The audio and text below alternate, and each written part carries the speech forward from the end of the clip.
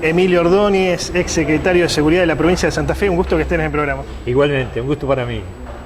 Bueno, no sos una persona, debes salir mucho en los medios, cultivás un perfil bajo, digamos, pero analizás profundamente la cuestión de la seguridad, que muchos no lo hacen, y menos en Santa Fe, ¿no? ¿Qué es lo que estamos viviendo aquí en la tierra de Abigail López? Estamos viviendo una realidad que era muy previsible. Un análisis sencillo hacía ver que las cosas iban a empeorar con el cambio de gobierno, y eso es lo que ha ocurrido.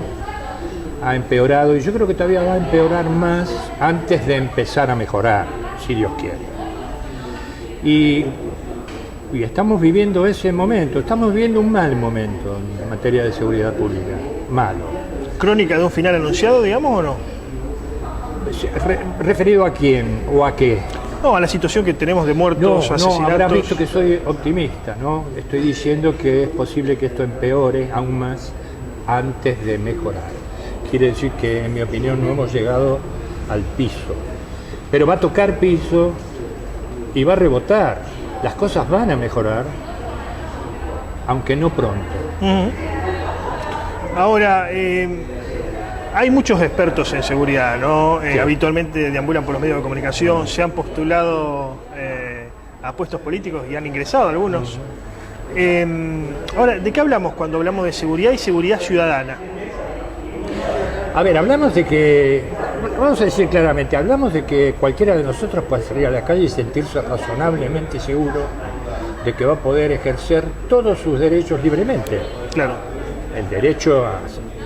Desde el derecho a caminar donde uno quiere, a la hora que uno quiere, hasta el derecho a gozar razonablemente de su derecho a ser feliz, que nos lo han privado y que te lo privan quienes vulneran la seguridad ciudadana. Eso es la seguridad ciudadana, es poder trabajar en paz, poder estudiar en paz, poder viajar en paz, poder caminar en paz. Es eso. Las otras definiciones académicas sirven, pero la verdad la gente va a entender de esto se trata. ¿No es una cuestión ideológica o de cierto arco ideológico la seguridad? Porque a veces parecería presentado de esa forma, ¿no? Del centro hacia la derecha, si uno quiere. Sí, los académicos viven de debatir, y de manera que si lo que no es ideológico lo ideologizan para poder debatir. Y la verdad es que se presta para que haya este tema de la seguridad pública, se presta para que haya algún debate ideológico. De cualquier manera, personalmente creo que la mayor parte de ese debate ideológico es superficial, en primer caso, además inútil. Porque lo que estamos viviendo en realidad son momentos muy nuevos, de una gravedad también muy nueva, y donde, como en muchas otras cosas, lo que en verdad subsiste es el cambio. Es una realidad muy fluida, muy cambiante, y lo que uno debe estar es predispuesto a modificar las políticas si es necesario, y uno ve que los efectos de la aplicación de esas políticas no son buenos. Lo más importante que tiene hoy un funcionario es la capacidad de reconocer que no está bien y que tiene que cambiar. Y cambiar. E ir midiendo los resultados que va teniendo con su política, e ir modificando aquello que se debe modificar para obtener los resultados que quiere. La ideologización, ¿por qué menciono esto? Sí. Porque la ideologización de este debate cristaliza las posiciones. Entonces, y las rigidiza, y entonces yo creo en que para hacer una seguridad democrática, entre comillas, lo que tengo que hacer es quitarle poder a la policía. Es una estupidez mayúscula que lo único que obtiene es que empeore la seguridad, porque lo que en el fondo no admite que quitarle poder a la policía es una demostración de fracaso de quien conduce la policía para empoderarla haciendo que use bien ese poder. Claro. ¿Fracasó la gestión en seguridad de Marcelo Saín, ministro de Seguridad de Perotti, o no? En mi opinión, hasta hoy está fracasando. Está fracasando. Yo lo veo desde el punto de vista de los resultados estadísticos. Si ¿En qué falló? ¿En qué falló? ¿La estrategia? en los hombres que puso, digamos, para gestionar el ministerio? Yo creo que fracasa en varios aspectos. Desde un aspecto, él es un ideologista. Ideologista, un académico. Y por ahí académicos que también se permiten dudar de la efectividad de sus propias creencias o de sus propias convicciones y están predispuestos a cambiarlas cuando no funciona. Me da la impresión de que el ministro Saín es un hombre que está a lo mejor excesivamente seguro de sus propias convicciones y no es capaz de adaptarlas y adecuarlas a la realidad con la que se encontró. Claro. Es posible que haya esperado otra realidad o que no haya conocido suficientemente con qué se iba a encontrar. Lo cual es raro, porque te recuerdo, Abate Marco, que Saín ya era funcionario en el área de la seguridad pública de la provincia 1 año y medio antes de llegar a ministro. Sí, el organismo de investigación. Sí, organismo de y investigación. antes del organismo, asesor del gobernador, Lifshitz. Ahora, Saín ya había tenido participación pública, había participado, para la redundancia, de lo que fue la reforma de León Arlanián en provincia de Buenos Aires, había sido diputado nacional, su plafón, digamos, era conocido. Perotti lo pone igual, lo pone porque lo obliga, lo pone porque pensó que era un buen hombre para la situación que vivíamos. Sinceramente no lo sé, Jorge Marco, desconozco las razones, pero quiero decirte que no soy el único que no lo sabe. En realidad es una gran incógnita quien sugirió el nombre de Saín, que no es santafesino, que no vive en Santa Fe, quien sugirió el nombre de hecho ha hablado muy mal de Santa Fe. No. Declaraciones ha hablado. Sí, lo ha hecho innecesariamente, porque uno puede a veces estar obligado a decir ciertas cosas. Yo creo que él a veces dice cosas que no está obligado a decir. Bueno, pero no he encontrado en el ámbito en el que habitualmente me muevo nadie que pueda decirme con alguna certeza quién sugirió el nombre de Saín y por qué lo pusieron. Claro. Fuiste uno de los fundadores de las TOE, digamos, de las Tropas de Operaciones Especiales, sí, de las que participó Sarnaglia. Sí. Un hombre muy formado que también ayudó a la conformación en su momento de la Policía Metropolitana en Buenos Aires, en Ciudad Autónoma de Buenos Aires. Sí, pues. Ahora lo dejamos ir. Sí. Es más, lo corrimos, hablando en términos ¿no? Sí. de generalidad, lo corrimos. ¿Por qué? En realidad el que lo corrió fue Saín. Fue Saín. Yo creo que el gobernador sintió tener que correrlo a Sarnaglia porque lo pusieron en la situación de tener que elegir uno u otro. Claro. Y es verdad que en un gobierno, cuando se enfrenta el ministro con algún subordinado, es muy raro que el gobernador lo despida al ministro y no despida al subordinado, que fue lo que ocurrió. Lo dejaron ir porque Sarnaglia había sido convocado para ser jefe de policía de la provincia en las condiciones en que Perotti dijo que iba a conducir la policía de la provincia. Cuando él habló de paz y orden, agregaba que lo quería escuchar un solo jefe de policía, 19 jefes de unidades regionales, basta la horizontalización de la policía, empoderar a los jefes y pedirles que rindieran cuentas. Sí, sí. Y eso fue lo que Sarnaglia fue a ejecutar. Ese era Sarnaglia. Para eso se había preparado Sarnaglia toda su vida. Y eso fue lo que Sarnaglia intentó hacer en los primeros meses de su gestión. Y eso se dio de cabezas contra la personalidad y tal vez la concepción del ministro Saín. Eran dos personalidades excesivamente fuertes que no pudieron conciliar su visión de cómo conducir a la institución policial. Fuiste funcionario de varios gobiernos. El primer gobierno, luego el advenimiento de la democracia de Bernet, Sí. de José María Bernet, el de Víctor Félix Reviglio, después ocupaste un cargo a nivel nacional. Ahora te voy a pedir a continuación que los ilustres, pero hablaba con un viejo comisario, ¿no? En off, y me decía, antes el único problema que podías tener, a veces hasta un fin de semana, era un borracho durmiendo en la calle, sin mayores sobresaltos. De esa situación que tuvimos en los 80, por ejemplo, a la que tenemos hoy, hay un salto importantísimo. ¿Qué fue lo que pasó en el medio? Pero primero, ¿qué cargos ocupaste? ¿Por dónde empiezo? Por donde quieras. Vamos a hablar de qué pasó en el medio. Yo lo que creo que hay una degradación del respeto a la norma en todos los aspectos de la vida nacional. Desde los años 80, que yo recuerdo, en los que fui funcionario provincial, a hoy, el grado de anomia que tiene la sociedad es muchísimo mayor hoy que en aquella época.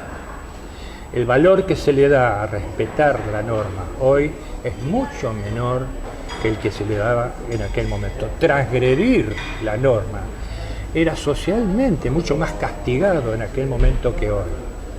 La vergüenza como un mecanismo de autocontrol del que transgrede la norma y lo encuentran y lo hacen público, ladrón, sinvergüenza, asesino, violador, en aquel momento, la vergüenza que le provocaba a un transgresor en aquel momento y la vergüenza que provoca hoy es absolutamente diferente. Hoy hay ciertos delitos que se cometen que daría la impresión que no solo no avergüenzan al que los comete, sino que lo prestigian.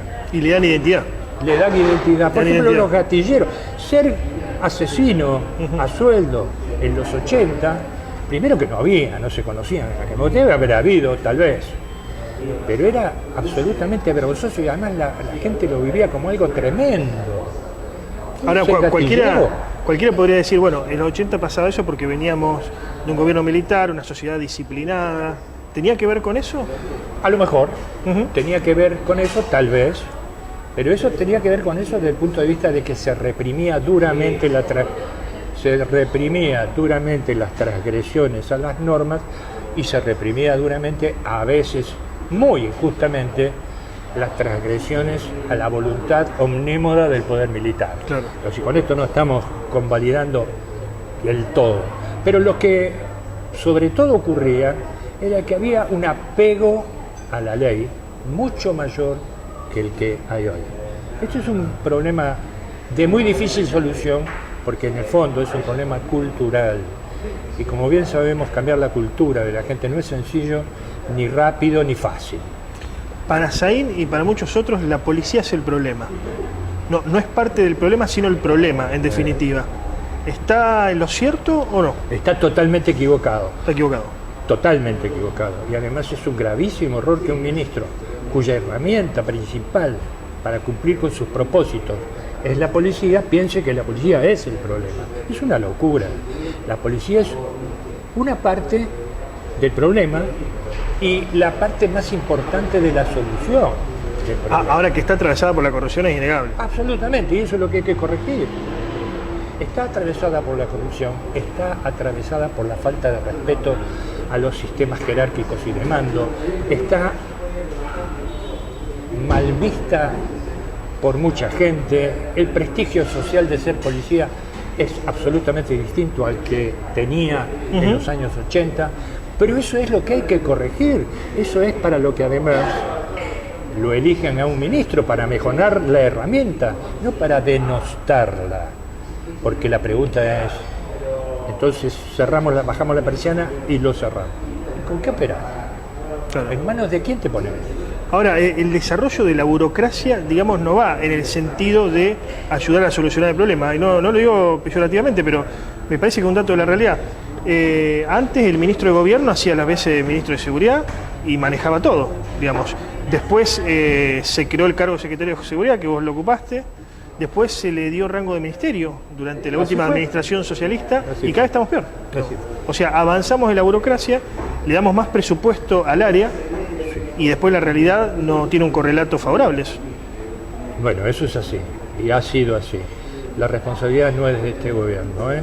Salvémoslo al gobierno de Omar Perotti de esa gordura burocrática del ministerio, porque esto es una obra del Frente Progresista del gobierno anterior, que armó un ministerio cuantioso. En mi época es muy simpático, pero estaba el ministro, era el secretario y directamente el jefe de policía, no había ni siquiera subsecretario, ¿no? Y así vivimos durante muchos años.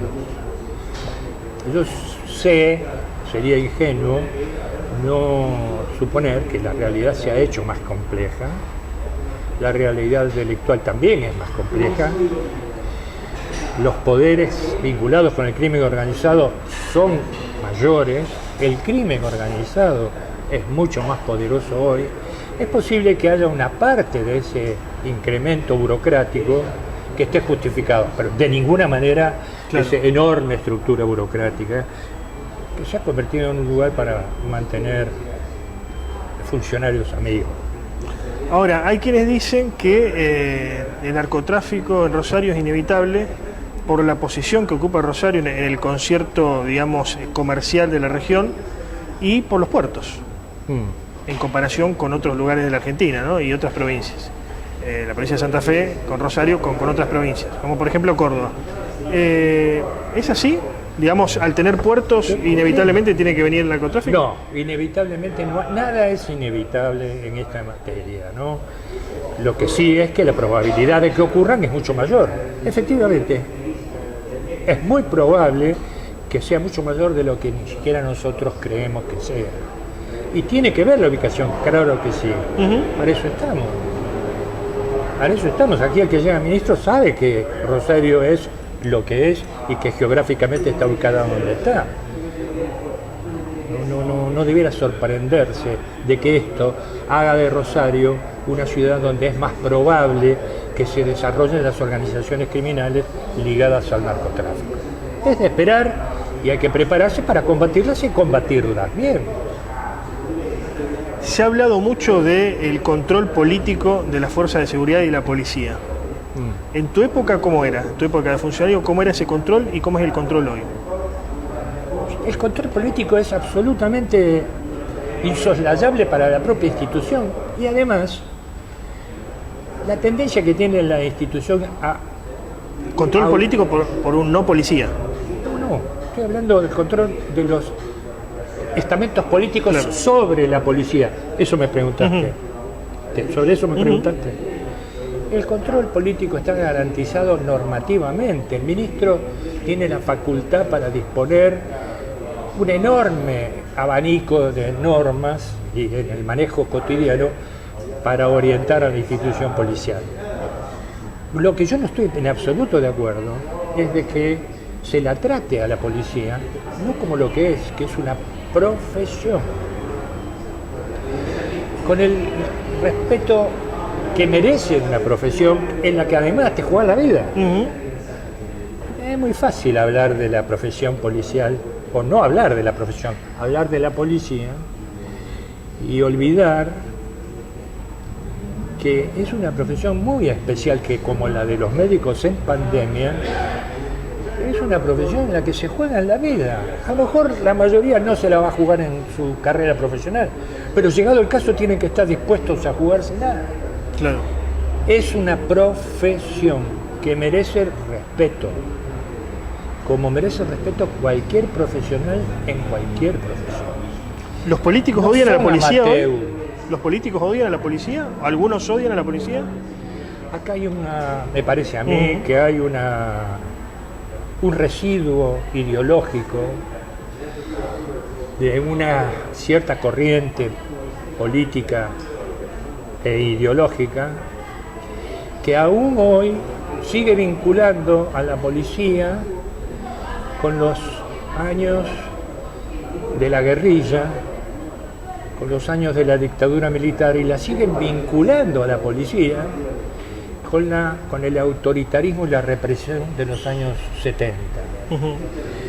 Y hay como un residuo de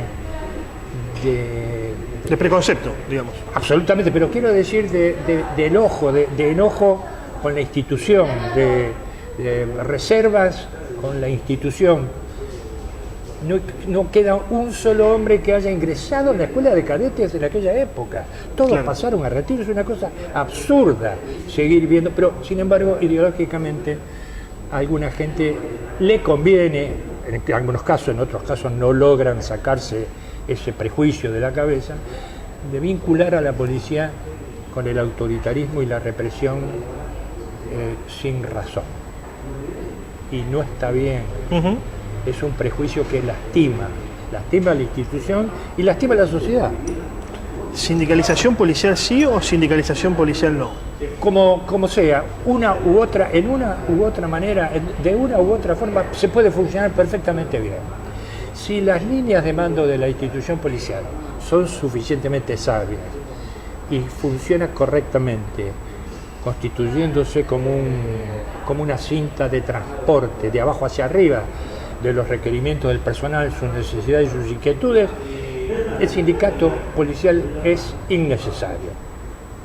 Pero aún así, si lo hubiera, no hay ninguna razón para que el sindicato obstaculice el desempeño de la profesión policial. Al contrario, bien podría ser útil para protegerlo en ciertos aspectos. Con esto, síntesis, hay países que tienen sindicatos que funcionan muy bien, y hay países que no tienen sindicatos que funcionan muy bien, y viceversa. En algunos casos tienen sindicatos y funcionan muy mal, y sin sindicato también a veces se funciona muy mal. No es garantía, pero no está mal. Has analizado los modelos de seguridad ciudadana de diferentes lugares del mundo.